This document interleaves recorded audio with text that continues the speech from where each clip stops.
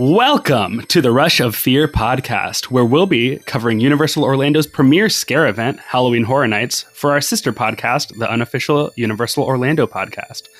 Today, we're going to dive into the long-awaited speculation map posted from Horror Nights Nightmares at HHN Nightmares on Twitter this week. Let the mayhem begin.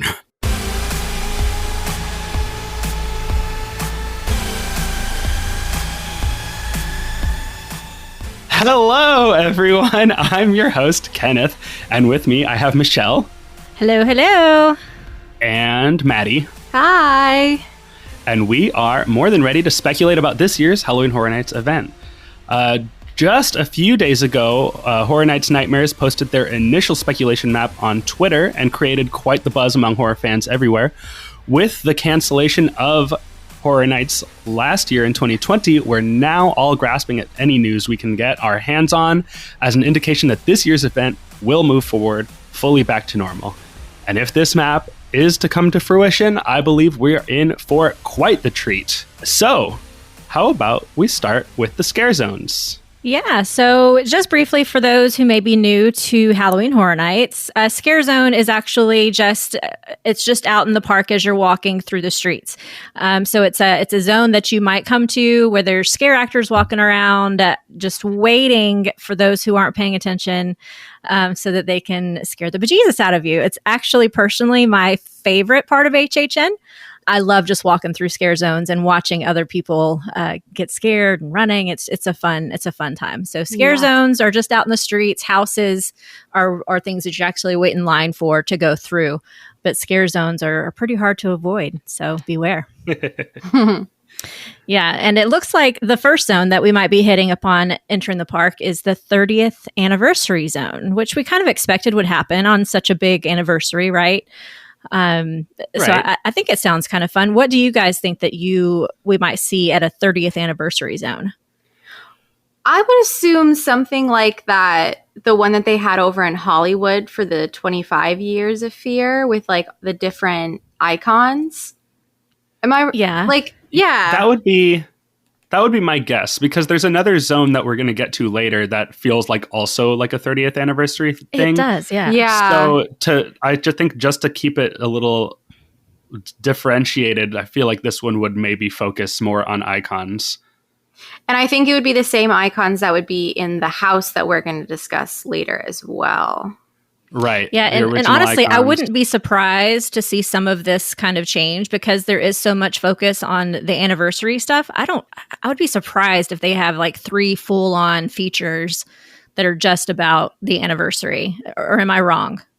They may be trying to use what they have from previous years instead of making new stuff this year. Yeah, that's and true. 25 was also a lot focused on past stuff. Like I think Insidious might have been the only thing in 25 that wasn't some sort of rebrand or rehash or new take on something from the past. So like everything at 25 was a throwback other than Insidious. And like looking back at the 20th year, there was a 20 years anniversary scare zone in Hollywood. There was the house that was like 20 years of Fear back in the parade building. So they like to kind of multiple versions of like celebrating past things.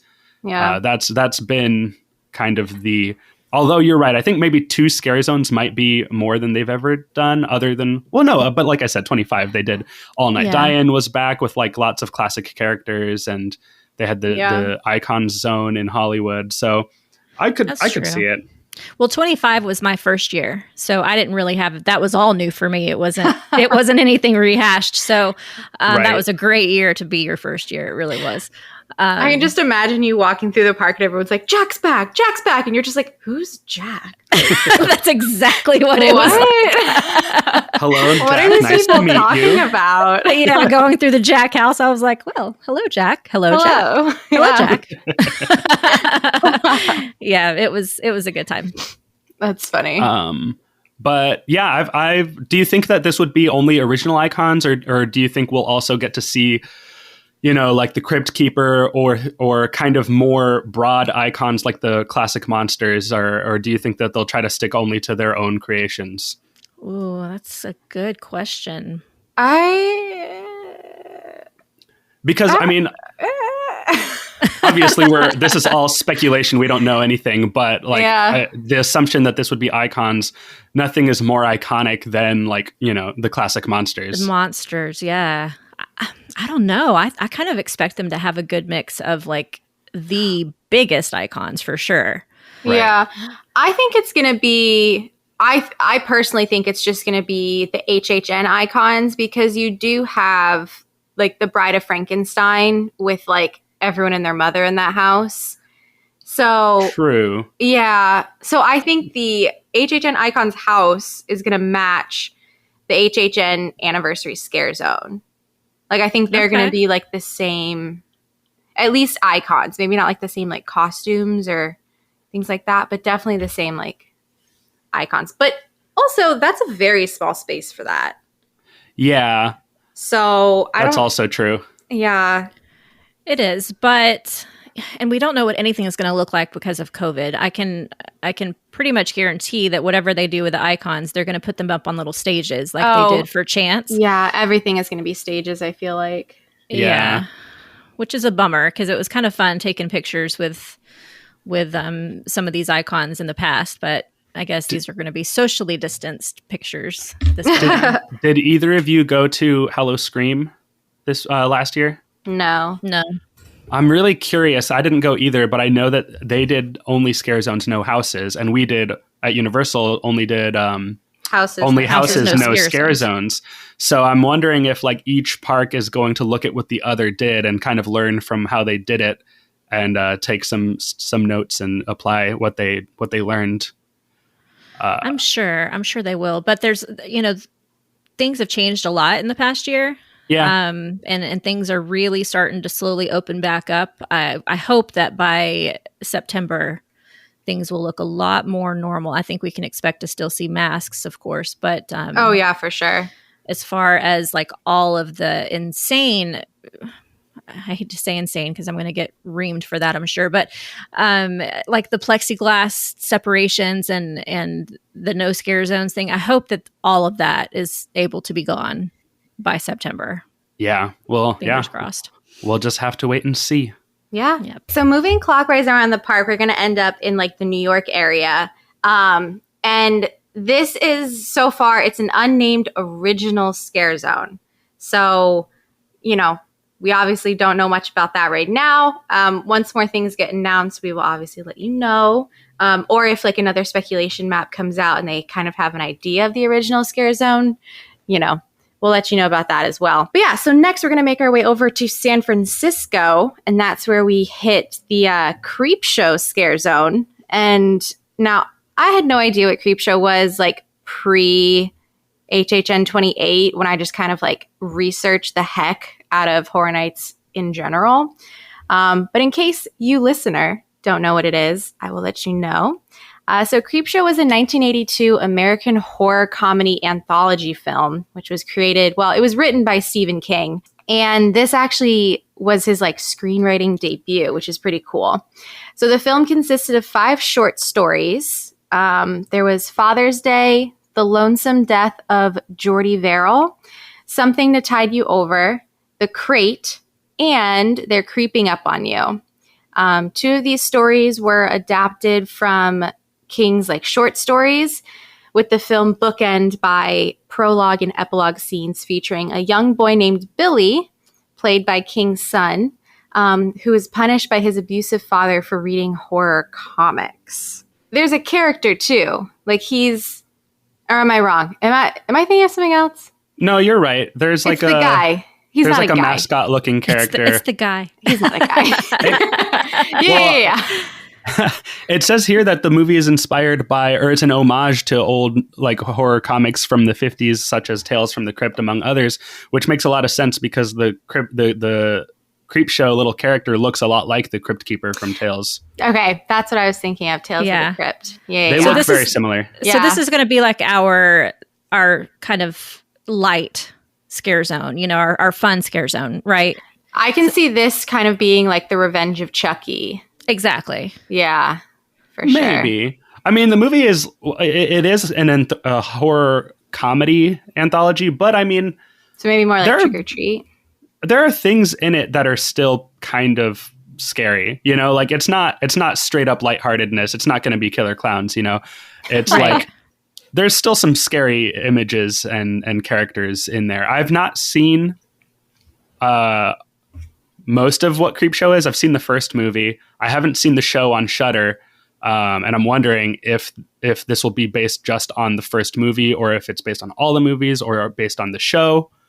That we don't know, but from what it looks like, it is still very much in like the horror, umbrella horror genre. Sure. Well, with it consisting of different stories like that, I could see where it would make for a good scare zone, like Maddie said, where like the Chucky scare zone, where it had different stages, which is great for social distancing, right? So I could see where they would be able to set up different stages based on the different stories that are in the anthology. So it makes sense to me as a scare zone for sure. Yeah, definitely. Anthology stuff is always good for this kind of thing when you have, especially now, if they do end up using the TV show, like that opens up so much more potential for characters and costumes and scenes that they can use and bring into the zone. That's just like multiplies it like 100-fold. Yeah, for sure. But neither of you have seen Creepshow? No, I'm gonna have to watch it though. Yeah, it's pretty fun. I gotta say, for sure. It's pretty fun. I don't find it very scary, other than I think the only one that I was kind of like, I don't like that, was they're creeping up on you, which is like about a guy who hates cockroaches and bugs. Oh. And he's basically his apartment is being overrun by cockroaches and like I don't even really have a problem with cockroaches, and there's so many of them in it that I was like, oh no, I don't like that. Oh my God, but that would be so awesome for HHN. Oh yeah. And they did a House of Creepshow in Hollywood at Horror Nights 2019. Yeah. And they did a couple rooms based on that section with the cockroaches, and people said that house was really good though. Yeah, because listen, fear is not all about gore. There are so many things. There are so many different ways to play on people's fear, and creepy crawly things is definitely one of those. So that I can see that happening. I have like goosebumps. I hate it. I don't know. This next one sounds like my favorite though. Oh yeah. Yeah, let's go across the lagoon to Central Park, where we will experience Terra Cruentus. So a little backstory on this. Terra Cruentus was a land ruled by the Terra Queen and was the concept for HHN 15 back in 2005, which was the first year that I went to. So I do remember this. From hauntvault.com, they summarize it as located at Universal Orlando's Islands of Adventure and a portion of Universal Studios Florida. 2005 proved to be a complicated storyline year for those following the event. General marketing for the event followed Elsa Strict, also known as the Storyteller, as the event icon. This was her introduction. A deranged, almost grandmother type, reading stories to her bound victims before showing us how they would ultimately meet their end. Fans were amped to have another event icon that would be prominent in the event. However, upon visiting the event and supplement updates on the interactive website, you learned that the Storyteller was telling a deeply enriched backstory that every one of the event's haunted houses, scare zones, and shows were intermingled into. The Storyteller debuted the tale of Terra Cruentus, where its harsh ruler, the Terra Queen, rode her ride-out-of-hell winged motorcycle and tortured guests during her Terra Throne show, where her subjects would murder and rule all the land. Islands of Adventure was broken into various Terra Cruentus realms. There was North Hollow, Terra Gate, Iron Bone Gorge, South Hollow, Gorewood Forest, and Dragon Forge. That is so much information. Oh my God, but it sounds incredible. It was really, really cool. So you would walk into IOA that year, and there were like, it was very much looked like people wearing like armor made of bones and like very bat inspired. I remember her motorcycle with the wings. It was very cool looking. I had no idea what anything was. And yeah, so that was your first year. So it was all crazy new to you. Yeah, but just the idea of literally every single aspect of the event intertwining like that sounds incredible. And I love the idea of having a badass female villain. You know, I love that concept. So that sounds awesome. She was awesome. She was the one that said in 15 years I'll be back, right? Yes. Okay.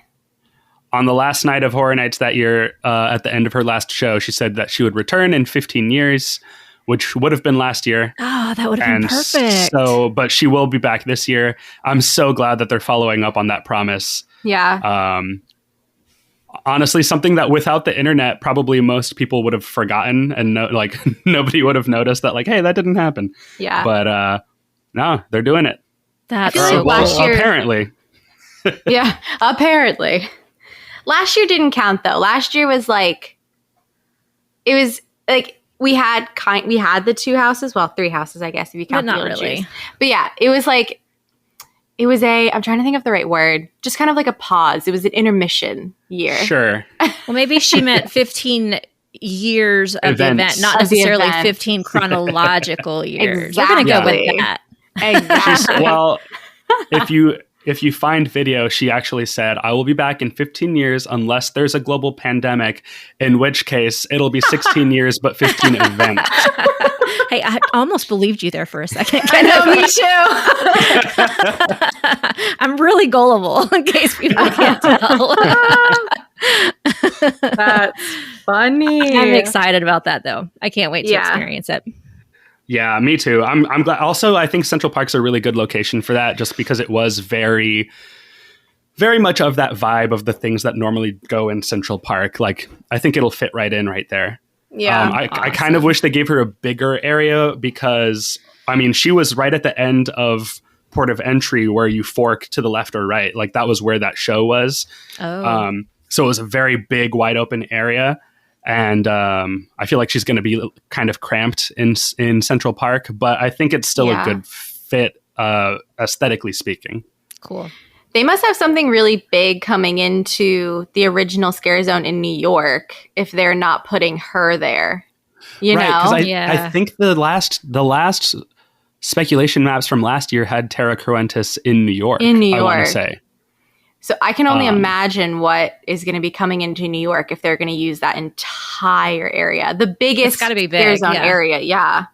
Yeah. Because to not put her there, but also not to put the, like, what I'm going to talk about next or the Horror Icons one in there. It's just like, I can't even imagine what it's going to be. I want to know. We'll stay tuned. I know.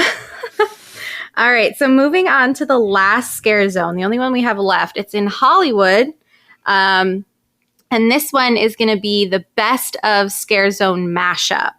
So anything, I think any Scare Zone you could possibly think of could potentially be in here. And now I don't know if it's going to be like, I don't know. In my head, I picture it like one set piece from each Scare Zone that they decide to put in, and then like 4 to 5 or maybe 5 to 6 characters from that Scare Zone just kind of running amok, like all mixed and matched together. Yeah, that's a really big area too. So are they going to do it that where it like all mixes, or is it going to be like gradual where you move from Scare Zone to Scare Zone? Or like chronological order, like at the front of Hollywood, you have like a Scare Zone from early on, and then you move down to Scare Zones like maybe Vamp 55 or Trick or Treat, Twisted Traditions, ones like that are closer to HHN 30. I don't know. Yeah. I don't know. They have a lot to pull from though. I mean, 30 years of Scare Zones. Now, that's a lot. Yeah. Looking through it, there were like the first 5 or 6 years, there was only one Scare Zone, and it was the same Scare Zone every year. So like, and there are some years where things are like Legions of Horror, which I I think pulling from Legions of Horror would be cool. I know that wasn't everyone's like favorite, but I did like the costuming and storyline of that one. But two that I personally would love to see, just for selfish reasons, because I think they're absolutely ridiculous, are the Teeks and Foons from the Islands of Adventure, and then the JP Extinction one where they cross dinosaurs and humans. Oh, Yeah. Yes. God, I didn't know that existed. That would be amazing. It was You in gotta Jurassic watch that. Park. You got to watch that Travel Channel special, Michelle. Yes. It's all in there. Okay, It's- making a note. Travel Yeah. Channel. Do you know about the Teeks and Foons one though? No. Okay, so it was in Dr. Seuss because they couldn't do anything relating to Dr. Seuss at all. I think it was in Toon Lagoon. Actually. Oh, was it in Toon Lagoon? Yeah. Oh, okay. So they like filled the entire area with foam, like actual foam that you had to like wade through. And then there were these weird kind of like, if you ever saw Spy Kids 2, and there was like the bad guy who would like draw the creepy characters and then turn the parents into the creepy characters. And they had that TV show, kind of like that. That's what they looked like. They were like round and bouncy. And they would like bounce in and out of the foam. They had these weird faces. That sounds really cool too.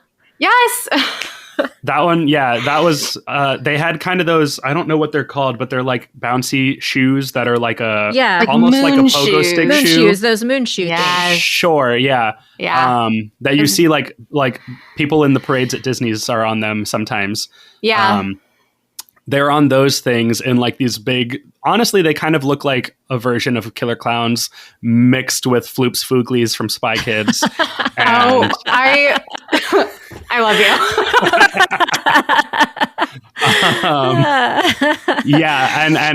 they were in Toon Lagoon as like a, I think it was designed as kind of like, all right, if you need a break from the scares, this one's a little bit more silly, a little bit more fun. Yeah. And it's like a big foam party. That sounds crazy. However, I don't see them making us wade through everybody's like touched foam in post-pandemic year, but I would love to see it at some point. And maybe at least like the characters, I think would be cool. I would love to see like a couple of them walking around. Yeah. A few others that I had listed. Saws and Steam, I think, was one that I hear a lot of people talk about. The Scary Tales steampunk. Yes, I love Scary Tales. Love it. I love those costumes. I think Face Off would be really cool. I had a friend who was in Face Off, and he always talks about how much fun he had in that one. Obviously, Vamp 55. If Vamp 55 comes back, I know two people personally that are going to be very upset. They'll be upset if it does come back? If it doesn't come back. Yeah. All right, fine. I'll suit back up. I really like Psychoscarapy. Oh, yeah. That's nostalgia for me too. That was one of my first year, or that was my first year, and those people scared the crap out of me so many times. So that was a fun one for me. That zone had such a good energy and like vibe, just like in the air of that Halloween party, like that Halloween street party. It felt real. Like it felt like a real Halloween party that you were at in like the downtown area of Shady Brook, And then it was fantastic. That zone was fantastic. And the costumes really blended with the crowds really well. I can't tell you how many times somebody was walking next to me and I didn't realize it was a scare actor, and then they would get me. Right. Well, that was like the same with like Purge had that kind of same effect. Yes. And then the Zombieland also had that same effect. I know from experience. That was the best. Like in normal clothes, walking next to someone and then just like turning and then being like, oh my God. Yes. My goodness. The funniest thing is when I was in Vamp 55 dressed in like full football pads, sometimes I would scare someone and they'd be like, oh my God, I didn't realize that you were like a scary person. I'm like, you thought I'm just a guy who came dressed in like football uniform with like pads and a helmet? I mean, why not? Why not? Why not? It's believable. Goodness. What else do you have, Michelle? Any that you want to see come back? I know this won't come back, but A Chance in Hell, just because I'm obsessed with Chance. Like, she's my next tattoo. Like I love her that much. But I know it won't come back because it wasn't everybody's favorite. It's not everybody's cup of tea. But I love also her. those. I mean, that was kind of a sequel to Shady Brook. Like all of those characters were Shady Brook inmates and patients who were escaped and like worshiping Chance. Yeah. So and it's she was kind of funny as hell. Oh my God, the joke! I would just stand there and talk to her. I can't tell you how many times, and her jokes were hilarious. So that was fun for me.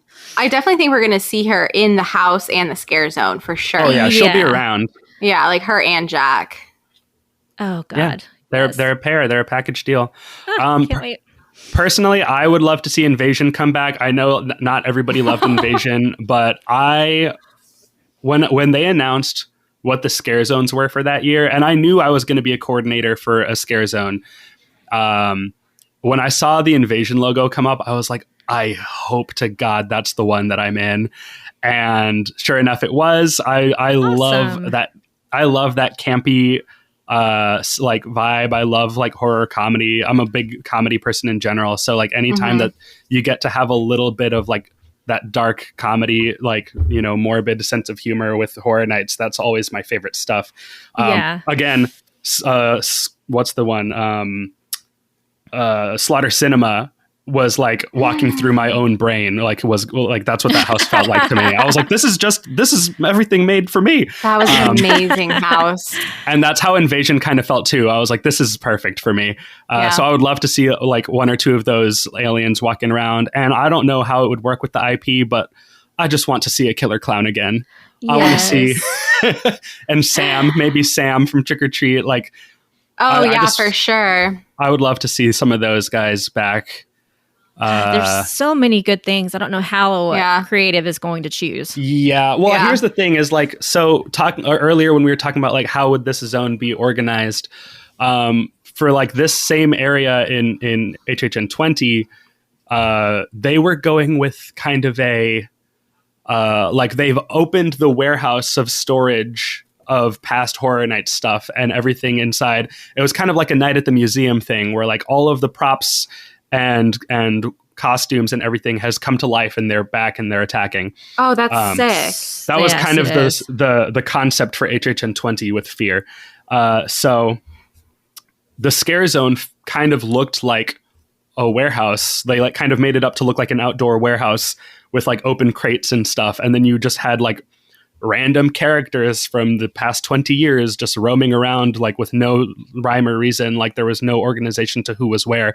They were just all over the place. Well, and if with that concept, I wonder if they could change it up every night or every week or something like that, so that you don't always experience the same characters when you walk through the zone.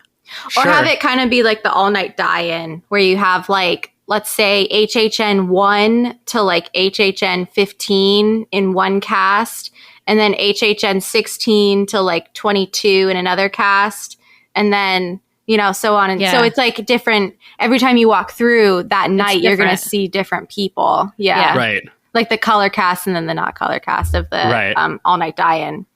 Right. Yeah, I think, as long, my only thing, as long as there are no Walking Dead zombies in that scare zone, I will be so happy. Is it because you don't like zombies or because you're just sick of them? I just, no more Walking Dead. Okay. I am in that camp. Like I am in that Horror Nights. I never experienced any of them, but I just think that bringing that back, like we already have a lot of discussion, good and bad, going on about two houses coming back this year. I think the Horror Nights community will explode if it's another Walking Dead. If we have Walking Dead come back, yeah. And I'm fine with that too, just because I literally hate zombies. Like they terrify me. I have a totally stupid fear of zombies. So I'm fine with that. We also haven't had a year without zombies in the event in the past, like what, 7? Yeah, true. We had Zombieland. We had Dead Exposure. Yeah. We had, what was in a lot 27? Of zombies. Yeah, we have had zombies for a while.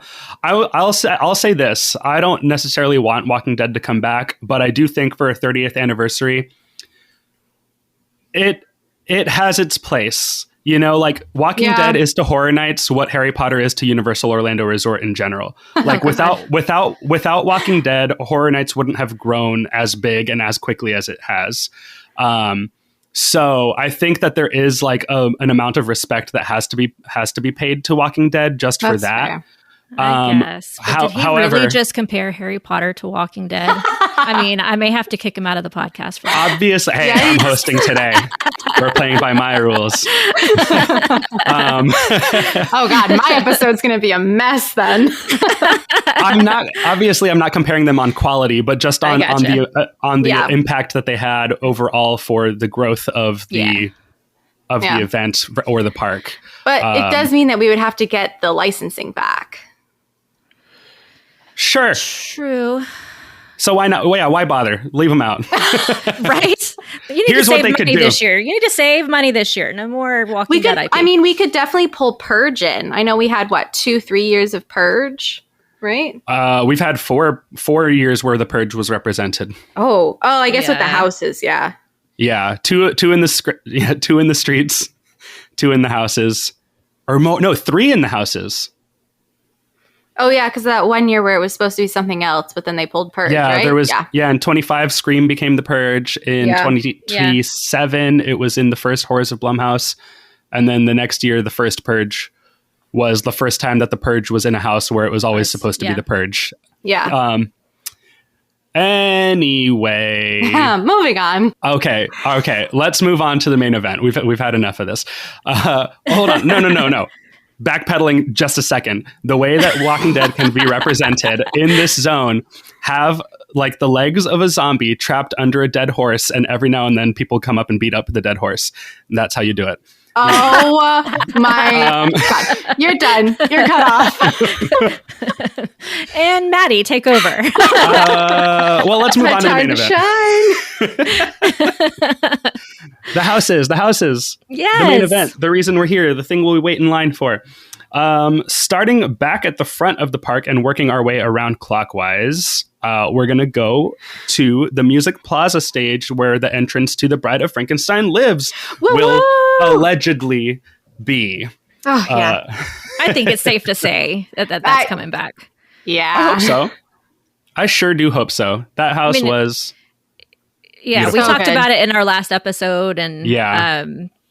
it would be really stupid of them to take it out. Any of the houses that they already had up for last year would be stupid of them because, with finances being a little bit shaky after the pandemic and everything, they got to be smart. And that one was an amazing house, so I hear. Right. So, And you have to think that probably... I don't know, what percentage of the typical Horror Nights audience do you think actually got to see them last year? Like Not a lot. Like less than a quarter, probably. Oh, yeah. Like not, no one was really traveling. So yeah, like they have to leave it there just so that everybody who wants to see it can get to see it. yeah. Agreed. And they Agreed. deserve to see it. It was so good. I can't wait. Well, it also wouldn't be HHN without chainsaws. We all know this. So up next in the Jimmy or behind the Jimmy Fallon building, we've got the Texas Chainsaw Massacre. Good old Leatherface will grace us with his presence yet again. So for those of you who don't know, this is a recurring house. It was featured as Texas Chainsaw Massacre Flesh Wounds in 2007 and then again at HHN 26. Back in 2016. So we've seen this a little bit before. It's not ever my favorite house, although it's a good time, if you like loud chainsaws in your ears for a good solid 5 minutes. It's all good. But yeah, did you guys like this one in the past? I've never Yes. gone through it. You haven't, that's loved both of the Texas Chainsaw houses. The one in 2007, the finale of that house is one of like, that like when you remember a moment that you were scared that you could like feel it in your whole body. That is how I felt during the finale of Flesh Wounds in 2007. The finale of that house had you outside, and they had like sheets on clotheslines, and there were like 3 clotheslines between you and the exit, and the sheets were placed so that you couldn't see from the start to the end without walking around the sheets. And I think each sheet had a Leatherface or someone with a chainsaw behind it. And so like just like running, sprinting out of there. My heart was racing so fast. That is one of the best memories I have of early Horror Nights for me, like falling in love with the event. That year specifically like changed my whole outlook on Horror Nights and horror in general. That sounds terrifying. And it was. 2016, I didn't do it in 2007, of course, but in 2016, that is also one of my best memories, or scariest memories, I should say. I think that was the biggest scare I've ever gotten at HHN ever, because as I was walking out of the house, you have that sigh of relief, like, oh, okay, I made it, I'm good. And you're all like, you're with your friends and you're laughing and everything. And then all of a sudden, they jump out at you, like, you're not even in the house anymore. I was in the back, totally in the exit, and two leather faces with chainsaws jumped out from behind a random wall and scared. I literally think I peed my pants, and we took off running because our guard was completely down at that point. Oh yeah. Oh my God, scared me to death. So that's awesome. Good job, guys. It was awesome. That house, if you timed it right, that was a house that was definitely very reliant on timing. But if you timed it right, you got some of the best like sequence of events that I've ever seen in a house. Like that spark wall. Do you remember the spark wall? Yes, it was a good house. That was so cool. Like the moment where he opens that door, like that classic image from the movie, he opens the door and like grabs somebody and takes them inside. Mm-hmm. It was so good. I loved that house. There were nights where I would do that house like 2 or 3 times in a row. It was just so loud. Oh my gosh. Like I had to pretty much hold my ears the whole time. That was my biggest memory of that, was it being so loud. But then, oh my God, those 2 characters got me so good. My question here is how they'll differentiate it from the other years, because in 2007 it was based on the remake of Texas Chainsaw Massacre, which was I think pretty new at the time, and in 2016 it was based on the original movie. So I'm wondering if this will be based on maybe Texas Chainsaw 2, or if it's based more generally on like the entire franchise and feature scenes from everything. That'll be interesting to see if this house is really coming. I have a feeling with it being an anniversary year that it's just going to be kind of like an in general Texas Chainsaw Massacre, Leatherface, chainsaw, gory house. It's interesting though that they pulled Texas Chainsaw Massacre out of all of the other like horror movies that they have done, like Freddy, Jason, Michael, like all of that. They were like, you know what? Texas Chainsaw Massacre. That's the one we're going to bring back. Like, it's just, I don't know, like, why not have like all of them in the same house and have it be like what's the word I'm looking for? A mashup. Yeah. Like a mashup of like your favorite, like actual horror film icons as opposed to like HHN icons, Right. Kind of like do the All Night Die-In Scare Zone as a house and bring back exactly all like a lot of iconic classic movie characters. Bring back Reagan from The Exorcist. Bring back, all these houses that they've done in the past few years where they've been able to get like huge IPs, kind of mash those all up. I could get into that. Yeah, it's just interesting that it's Texas Chainsaw Massacre out of all the ones that they could have possibly chosen. Well, it could have to do with licensing as well. And funding. Yeah. Is there a new movie coming out? I don't know. I don't know either. Maybe question. Something Horror Nights knows that we don't in the general public. I'm going to do a quick search right here. But while I am looking at that, Maddie, can you tell us about the next house? Yes, of course I can. So, of course, fan favorite from last year, Revenge of the Tooth Fairy, is apparently, we don't know, going to return. This was a good house. It was. I liked Bride of Frankenstein better, but I am happy that Tooth Fairy is coming back because I know a lot of people really, really loved it. And I would love to see like the general, like not just the general public that came to the houses, but I'd love to see everyone else's reaction. Yeah, I would like to try it. To it, yeah. And I'd love to go through it, hopefully, if everything is going well and we can be safe with it without the plexiglass and the shower curtains and like how it was originally supposed to be done. Because I think that was my issue with it. Like, I don't think that Bride of Frankenstein really suffered that much with the plexiglass because it was a lot more show scenes than it was like in your face scaring. But I think this one definitely had like it without all of that, it would be so much better. Yeah. So Makes sense. yeah, I'm excited. I'm excited for you guys to see it. Well, Kenneth, you already saw it, but Michelle, Yeah. I'm excited for Michelle to see it. I like the scary tooth fairy concept. So yeah, I could have, I would have been okay without it too, but but I'm okay with it coming back for sure. But it's like not the like when I first heard like Revenge of the Tooth Fairy, in my head I was picturing like actual fairies. You know, like when you picture the Tooth Fairy, she's like a fairy with wings and like probably glitter on her face. Like I was picturing like Tinkerbell. Yeah, I was picturing like just not zombified, but like scary fang teeth, like fairy stealing your teeth, like that kind of stuff. But this was such an interesting take on like the anthology of the Tooth Fairy. I think that's the thing that I liked the most about it. I mean, if this is what the Tooth Fairy really looks like, then kids need to stop putting their teeth under their pillows for sure. Yeah. No, that you have to put your teeth under the pillows. That's why they all come at him. Yeah. He doesn't want to give up his teeth, and so the Tooth Fairies attack. Like everyone in his family. Yeah. Oh, good Lord. It's interesting. It's definitely it's a house. It was good though. It's a house. It's a house.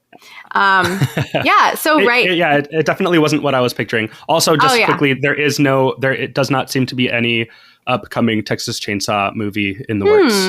Okay. Interesting. Cool. So moving on to the next house right next door. It's going to be the HHN Icons Captured House. We kind of talked a little bit about it earlier when we were discussing that opening scare zone. Right.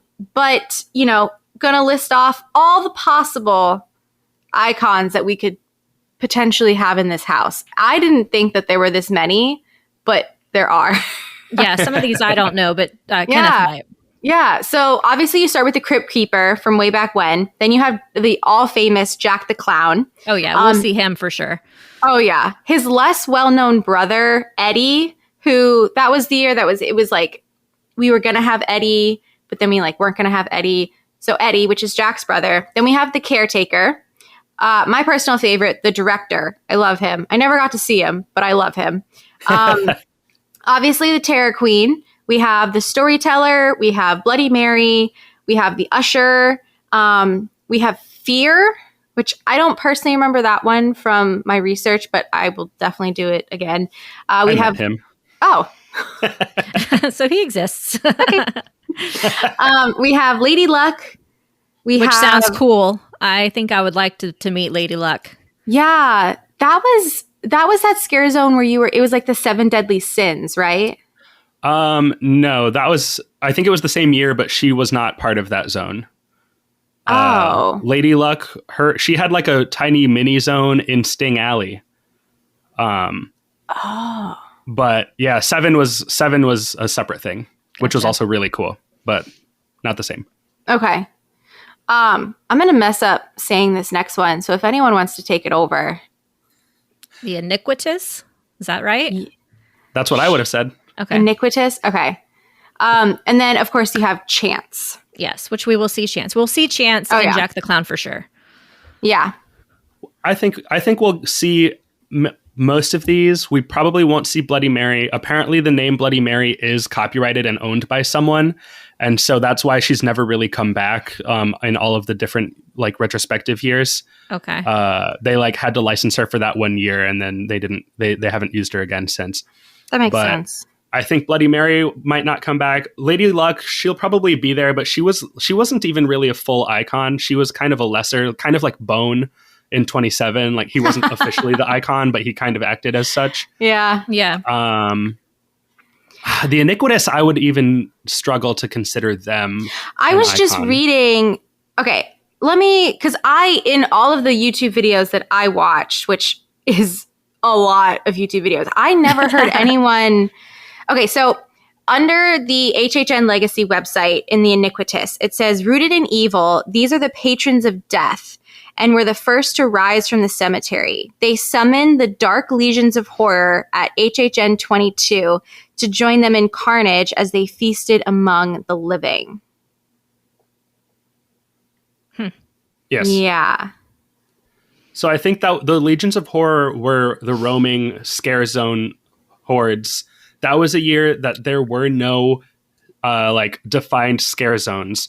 There were multiple roaming Legions of Horror who would travel around the park, so you never knew where you were going to find characters in the street. Right. Oh, that's kind of cool. Apparently, I think that was the one year that was not able to go to Horror Nights. But from what I've heard, it was a better idea in concept than in practice, because if you were moving at the same pace as the Legions, then you might be stuck in between hordes and never get to see them. Yeah. Yeah, I can see that. So,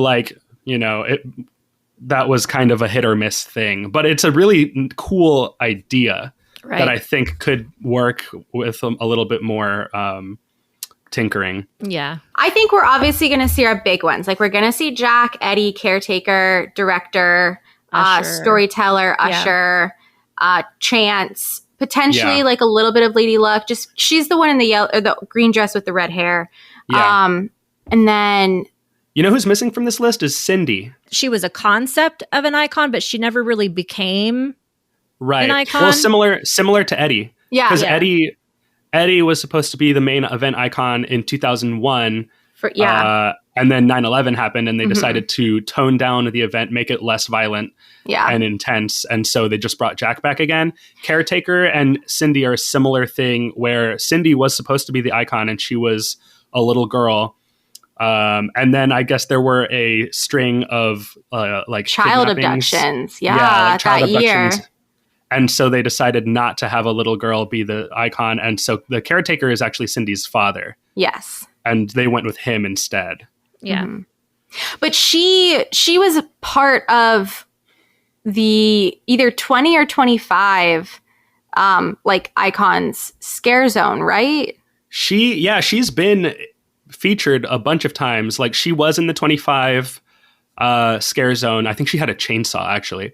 And she was also in the 25 Years of Monsters and Mayhem house. Okay. In the caretaker's area of that house. So she's been around. She is a character that, hardcore Horror Nights fans are aware of and are fans of. Because she was just like Eddie, they had already released marketing with her on it, just like they had with Eddie.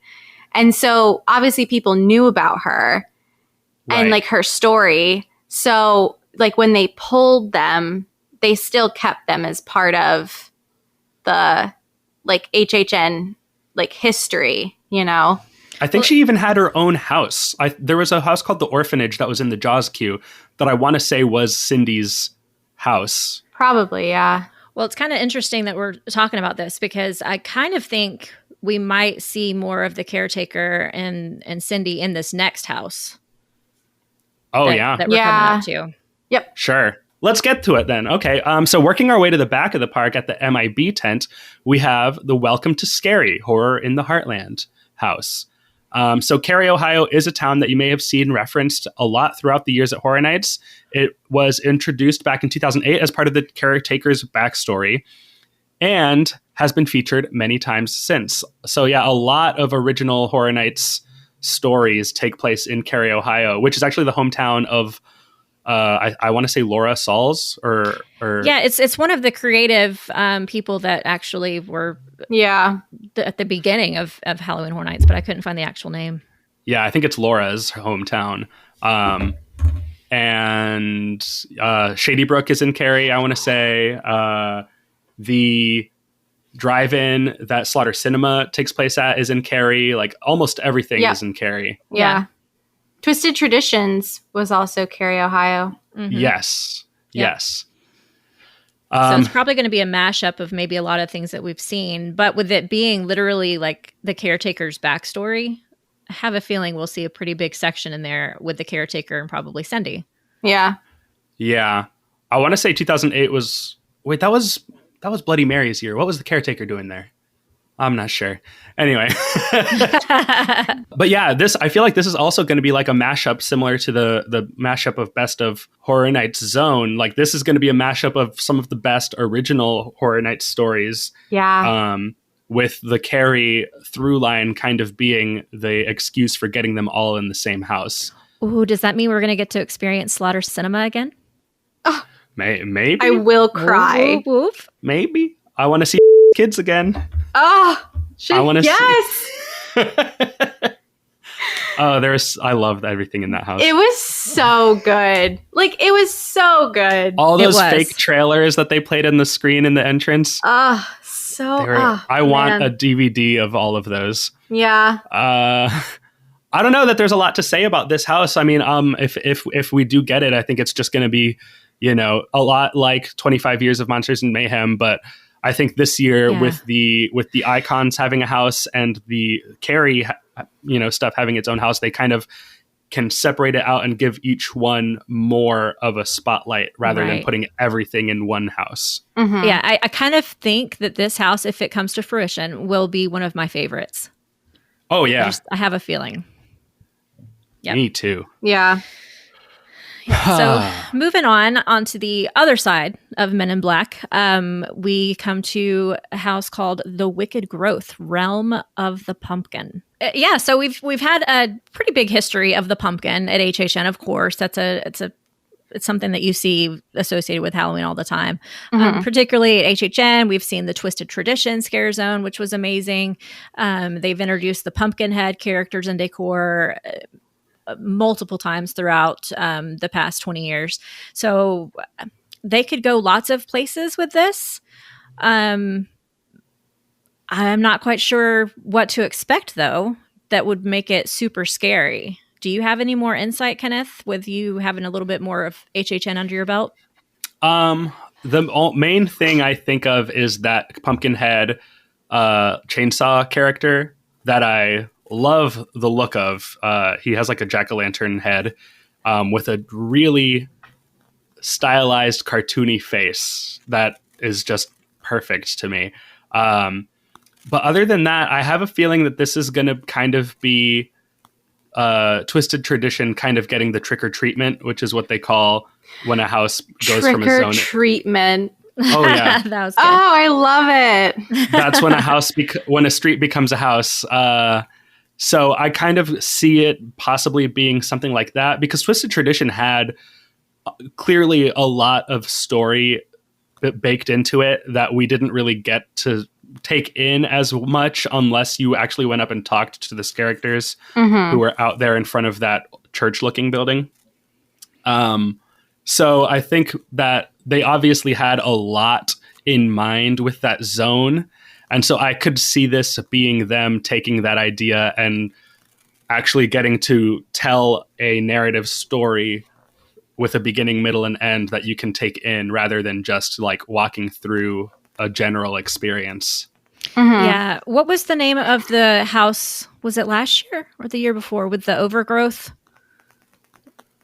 You know what I'm talking about? The plants. Oh, yeah. Seeds of Extinction. Oh, yes. So good. Yeah, so I can picture it kind of being something like that as well, incorporated, where, you have all of because it says the wicked growth. So I think that we might see a bunch of that kind of, the vines and the plants kind of taking over as well. Yeah. Yeah. And I could also see it feeling similar to like Scarecrow in 27, which was, that was a great house. Yeah, oh my God, that was one of the scariest houses they've ever done. Yeah. But I could see it feeling a lot like that because, that very earthy design and very close quarters, very like, it just feels dirty, you know what I mean? And I feel like that pumpkin character design that they had in Twisted Tradition, if this is kind of an extrapolation of that zone, I feel like that's going to have a similar design and aesthetic. Yeah. Yep. It's going to be good. Yep. Agreed. It's going to be really good. Yeah, so moving around, we have the Puppet Theater Captive Audience, which we kind of touched a little bit on in episode 1, but this is the house that we got a sneak peek of back in October 2022. 2020. Yeah, I'm in the future, guys. I don't know. You gotta catch up. How is it? How are things better? No. Are we still wearing masks, Maddie? Yeah. Oh no. Can we cruise? Have a lot of clients that would like to know that question. Oh gosh. Oh man.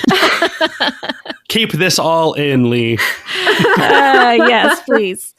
Oh my goodness. Yeah. So I finally watched that video this morning, actually, and it was really good. I can't believe I didn't watch it before, but this house looks awesome. Yeah. Oh yeah. Dude, puppets are creepy. So creepy. Like marionettes. There was a Criminal Minds episode where the person was kidnapping people and bringing them back to this like derelict theater that he owned. And in the seats where the audience sits, he had like all of these old dolls and stuffed animals. And he was like breaking the joints of, no one asked for this, but I'm going to tell you anyways. He was, he was breaking the joints of the people he kidnapped and putting them up on strings like marionettes and God. doing a show. From maybe that that's moment, what this house is based on, because that sounds very much like the backstory of this. It's terrifying. Like from that moment on, I'd never been scared of marionettes before, but I was like, oh my God. That's creepy. That's almost exactly the backstory where like the theater company gets trapped, like the theater collapses and they're all trapped in there and they kind of go crazy. And so they start like killing the patrons and cutting up their body parts and making puppets out of them. Yeah. So it's kind of, creepy. It's going to be creepy. Love it. I bet the theater's in Cary, Ohio. Oh my, probably. I bet you're right. Probably. With the Horror Nights backstories that they write, it's a miracle that anyone lives in Cary, Ohio. Right? If every single place you go has like some sort of crazy, murdering happening, like why does anybody still live there? It's like that one town in Washington that like 12 different famous serial killers are from. Yeah, you just got to shut it down. Yeah. No one's allowed to live here anymore. Like Chernobyl. Like, we're done. Shut her down. All right. Well, replacing Barney with a much more kid-friendly attraction, Universal is proud to announce The Haunting of Hill House. It's a great new replacement. Oh yeah, A Day in the Park with Hill House with Bent. A Day in the Park with Bent Neck Lady. Creepy. It's so good. Season 2 is scarier. So I'm just saying. You think so? I thought Bly Manor, the lake lady was. I had a nightmare about her last night. Like last night. So yes, I still think about her. Okay. I think you're right. She is scarier than any of the ghosts in Hill House, but I thought, well, hold on. Let me get this out of the way first. Appearing on Netflix in October 2018, this series loosely is based on the 1959 book, The Haunting, by Shirley Jackson. The show follows 5 siblings through their paranormal experiences at Hill House, both in their childhood and adulthood. This show, so I had always heard a lot about it. Obviously, it had a lot of hype when it came out. People were loving it. And I kept hearing about it. And a lot of times when stuff gets hyped like that, I just will put it off. I'll be like, I know, I need to watch it. I'll get to it eventually. So I finally watched it when Bly Manor was getting ready to come out. And I was like, all right, I'll start a week ahead of time. So I'll give myself enough time to finish it in time for Bly Manor. A week was more than enough time. I watched the whole show in one day and basically in one sitting. Yeah. I loved it so much. It's just like an enthralling story. I watching it knowing that it was on speculation maps for Horror Nights with the kind of the expectation in the back of my head, watching it for the first time of okay, how will this work as a haunted house? I can't wait to see if this is happening. I can't wait to see how it happens. This show, there's so many good moments and good visuals that they can pull and put in here. It's so good. I mean, just the show itself, it was one of those things where you were watching it and it was kind of like, oh my gosh, what's that one? Wow, my brain just like is not working today. But it's one of those things where like you don't understand like what's actually happening until the very end, and you're like, oh my god, this all makes sense. Okay. Like okay, show came out a while ago, but like the fact that they're all what they're afraid of, like it's yeah. And here's the thing: don't is give like, it away because I'm going to watch it. I haven't seen it, but I always prep for HHN.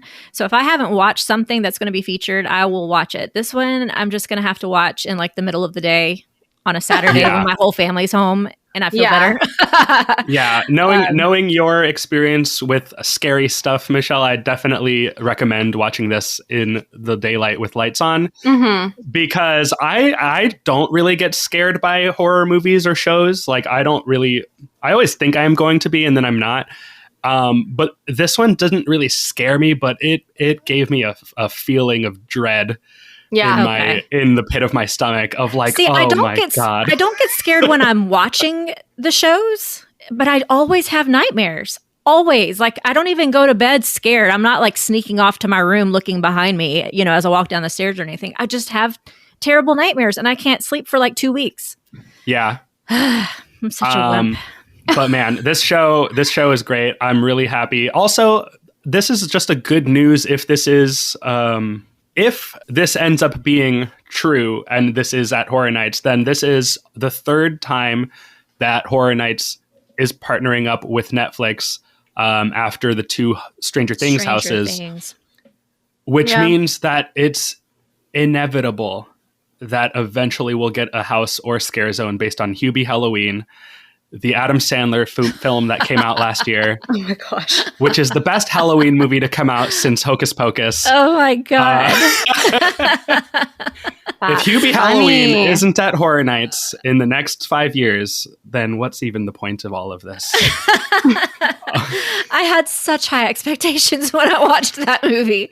I was like, what is happening My here? expectations were met and exceeded.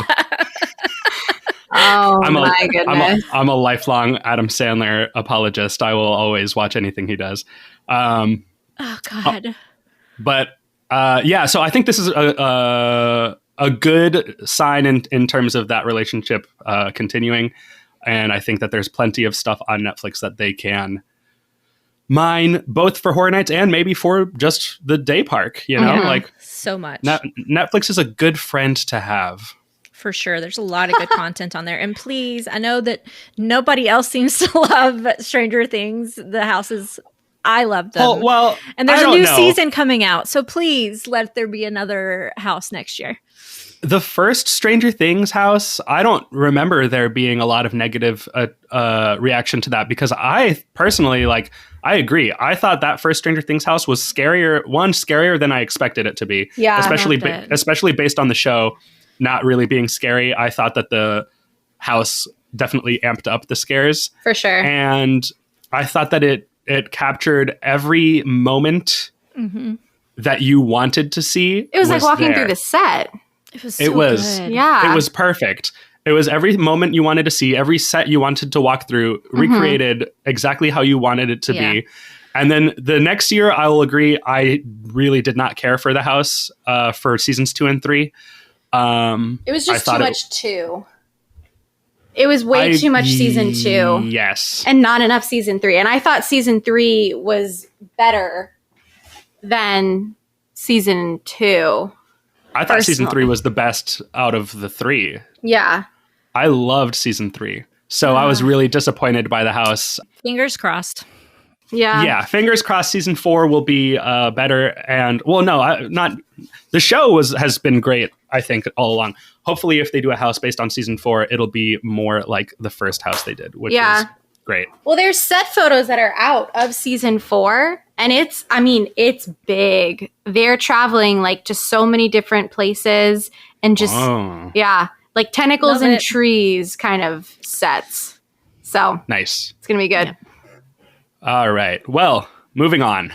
All right. Bringing up the rear, we have Beetlejuice, which we all know because we discussed that in depth on our last episode. So we won't go too much more into that right now. We pretty much knew this was a shoe-in. Moving right along over next to in the Shrek Theater, actually, we have Creepshow. So we got a zone and a house. Not really sure if that's going to stick. What do you think? Or do you think maybe one is going to be focused on the movie and one may be focused on the series? Ooh, I think that's the answer. Okay. I think that if they were going to do anything like that, I think maybe the house would be based on the 2 original movies. And then maybe the zone is based on the show. Mm-hmm. That would be my guess.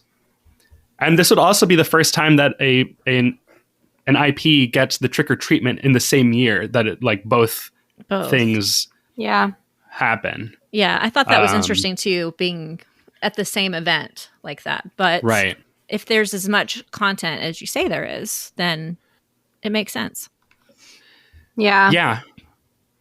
I could see it. Yeah. I mean, I personally would love to see one of them at least go away, and it like whether it's the house or the scare zone, and then we get something either original or something like that in place of one of those, just because I think it is a lot. Like, I haven't watched Creepshow yet, which I obviously will to prep for HHN, but it does, like, this year alone, it looks like we have a lot of overlap, whether it's like with like the horror icons and then the 30th anniversary and then the scare zone mashup. Yeah. And so I think getting at least one other original or maybe IP in there in place of either the scare zone or the house, I think would be good. But I'm excited for it either way.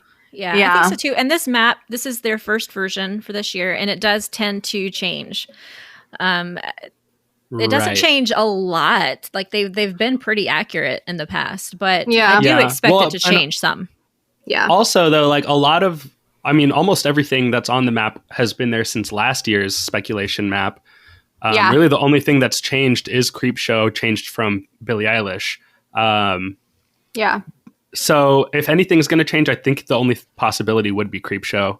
The logos that are on the map for all the house names look like they got them from somewhere, you know? They don't look like fillers. They look pretty official, those logos. Yeah. But we know Horror Nights, and like we saw it with 29 where they cut Revenge of Tooth Fairy in place of Us because they got that deal super last minute. That could always happen again. You know, they have something in their back pocket and they're just waiting for that like final okay to do it. And then they go ahead. They're waiting for Adam Sandler to say, yes, Hubie Halloween is coming.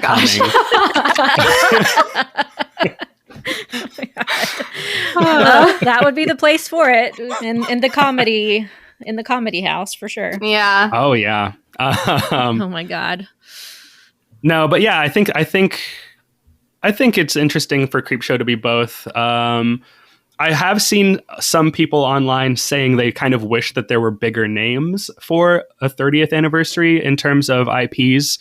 How do you feel about that? Do you think Creepshow is big enough for this? Do you think that it has the name recognition and the I don't know, the gravitas coming from a person who's not like a big horror buff? I'm going to work on that, guys. I'm going to try to do my research and get better at actually watching iconic horror films.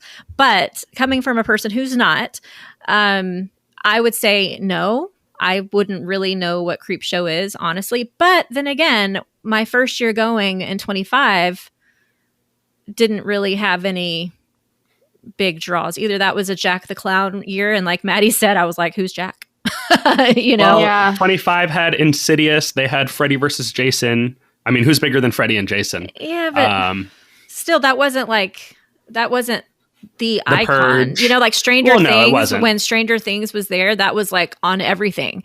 And it drew in a huge new crowd of followers. So, you know, for 25, the big icon on all the merchandise and everything was Jack, which, I didn't know who that was, but I still went. Yeah.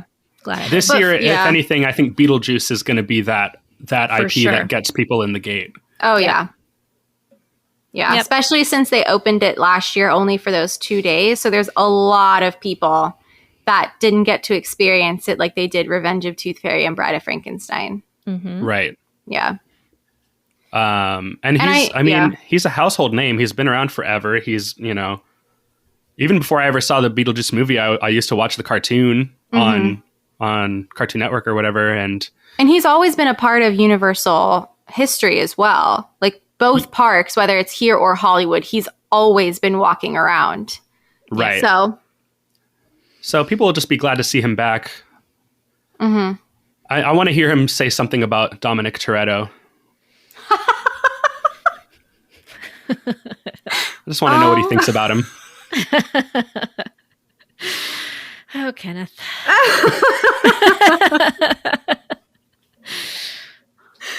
Oh, man. All right. And we are moving on. Thank you. All right. So it looks like this year we're only going to see probably one show. And this year that is going to be a lagoon show, hopefully. We're thinking probably Marathon of Mayhem 2.0. But it could honestly be something completely different. And either way, we are very excited and we are sure that the creative team is going to blow it out of the water. But I do think it is smart, though, that they put in here that U-Rest station and Fear Factor because they already have that set up for the day, for daytime hours. So to just keep that as a U-Rest station and not try and move it around to some other show. Like, I know everyone wants Bill and Ted back. I get it. But with everything going on in the world right now, we only have space for that one show. Because it's either, in my head, it's either the lagoon show area is the U-Rest station or the Fear Factor Stadium is the U-Rest station. It's one or the other. That's a good point. Yeah. Yeah, that's fair. That's true. Or they could always put a U-Rest station back in Kids Zone, couldn't they? No, because of the line. That's where the lines go through. Yeah, they have entrances to the houses over there. 3 houses. I really miss Academy of Villains, a lot. That show, especially, I think the first year and the last year were my favorites. Obviously, the second year, the show wasn't what it was meant to be, and it's nobody's fault, that darn hurricane. Right. But the second year, oh my god, the third year, when the first time they were in Fear Factor stage, I thought that that show didn't really land for me. I felt like they didn't fully utilize the space, or I think they maybe tried to do too much with the space. They built those walls that would go out to the side, and the first time I watched the show, I was sitting way off to the side, and those pieces of the set were literally blocking the whole show. I couldn't see the screen in the back. I couldn't see most of what the action was on stage. I was like, why would they make this like this? See, I've gotten lucky every time and been right in the center stage. And it's incredible. Yeah. And I've recently went to Universal and actually did the Animal Actors show, and I was curious as to how they were going to, fill that stadium, but they do a good job at getting us in there quickly and keeping us socially distanced. So there's a way to use that stadium, the Fear Factor Stadium, for an actual show.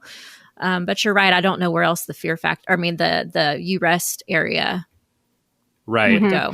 Because you can't have, the only reason they've never had really anything in the Animal Actors area is just because of those animals that they do keep in the back. A lot of the animals go home with people, like the dogs and the cats and stuff, but all of the birds and things like that, they all live back there. So you can't have people.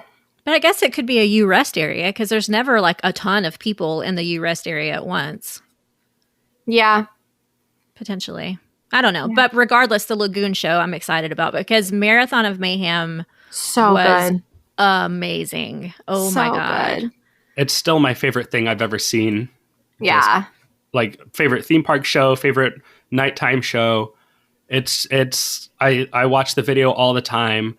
My band has used things from the show as inspiration for things that we do multiple times. We used the intro music, which is an excerpt from the score from The Wolfman in 2010 by Danny Elfman. We used that exact music as like our intro to our album release show that year. We did a cover of Hungry Like the Wolf because it was in the pre-show for Marathon of Mayhem. Like that show is everything to me. It's so good. It was really good. And do we know who is working on that show this year? Because there has been, of course, a big changeover with creative teams and things like that with furloughs. So do we know who's on that show this year? No clue. Yeah. Mike Aiello is the one that did it last year, right? Or, I don't know that he did. I think he might have already been moved over to Epic Universe because maybe he was. I don't know.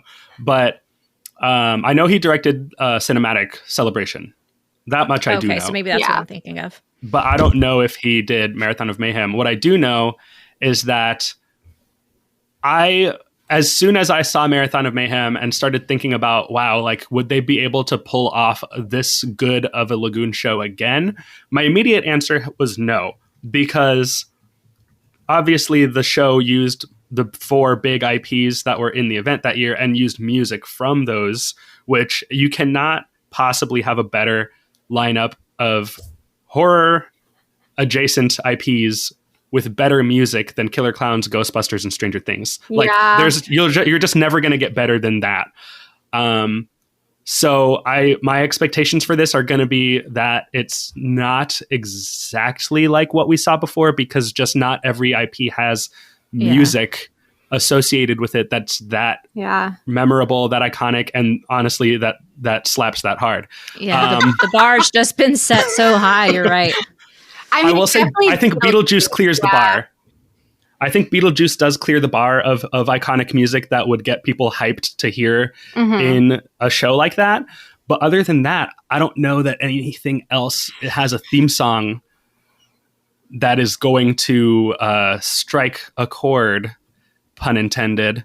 If that's gonna make people be like, oh my god, I can't believe we're hearing this song this loud with this visual attached to it. Like, I mean, what they could do though, since it is the 30th anniversary, they could just go back through everything they've ever done and pull from that. Like an anniversary of the history of the event Lagoon show, and not just specifically this year alone.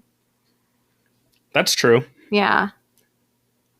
I don't know. Okay, so sorry to interrupt, but going back to my Mike Aiello thing, yes, he was. So on LinkedIn, it says Michael led the creative teams in a permanent nighttime spectacle, Universal Cinematic Celebration, as well as the seasonal Halloween nighttime spectacular Halloween Marathon of Mayhem. So thank you, Michael. I'm going to shake that man's hand. Yeah, I thought I remembered knowing that. But okay. That's funny. Well, I'm glad you were right about it. Yeah, well, I'd like to give him credit because he was amazing. So I'm kind of hoping that he is also on this year's show, because he's just Mr. Halloween Horror Nights. I'm pretty sure that he like made a big announcement that he was kind of retiring from Horror Nights work because he was moving to be the director for entertainment at Epic Universe. Yeah, but then they brought him back over. Oh, did they? When they shut down the Epic Universe stuff. But now that Epic Universe is opening back up, I wonder if he's back on it. I don't know. Maybe they brought him back to be like, hey, do another Lagoon show again.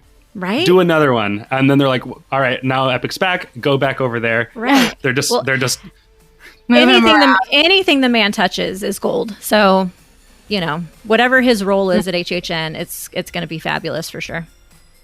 Oh, absolutely. Yes. Well, all right. I think we've covered everything in a somewhat timely manner. Wouldn't you agree? Yeah. I think we did great considering how much content we had to cover. This is a big list. Yeah. So that will do it for this episode of Rush of Fear. We hope you'll continue to join us on the run-up to and during Halloween Horror Nights 30. For more content, be sure to check out our Facebook page at facebook.com/rushoffear and follow us on Instagram at rush.of.fear. And again, a huge thank you to Corey Hall for creating our podcast artwork and to Burnt Ends for the music. We've had lots of compliments so far, and so much gratitude to all of you for that. So now, the podcast has come to an end. Now get out.